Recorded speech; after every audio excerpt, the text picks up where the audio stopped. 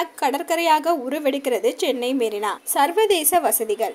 மெரினா கடற்கரையில் அண்ணா நீச்சல் குளம் அருகேயுள்ள 50 ஏக்கர் பகுதி விரைவில் நீலக்கொடி மண்டலமாக மாற உள்ளது.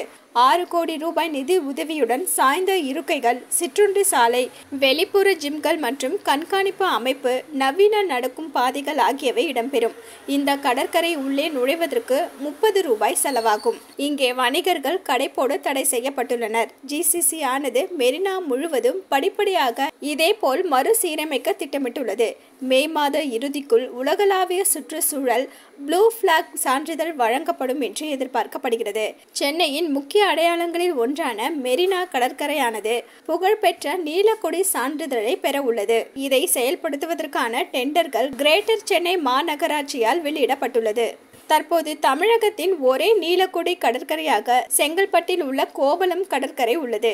இந்த சான்றிதழானது தூய்மை, பாதுகாப்பு மற்றும் கடற்கரையின் நிலைமை உள்ளிட்ட சர்வதேச தரங்களை பூர்த்தி செய்யும் கடற்கரைகளுக்கு மட்டுமே வழங்கப்படும். கடலோர மேம்பாட்டு திட்டம் தொடங்கியுள்ளதாக தமிழ்நாடு அரசு அறிவித்துள்ளது. இதன் ஒரு கட்டமாக சென்னை மெரினா பீச்சை அடியோடு மாற்ற முடிவு செய்துள்ளனர். இதன் மூலம் தமிழ்நாடு முழுக்க உள்ள கடலோர பகுதிகள் மேம்படுத்தப்படும். அடுத்த 5 ஆண்டுகளில் தமிழ்நாடு கடலோர பகுதிகளை சீரமைக்கவும் தமிழ்நாடு கடலோர சீரமைப்பு இயக்கத்தின் கீழ் அமைக்கப்படும் சில முக்கிய திட்டங்கள் உள்ளன.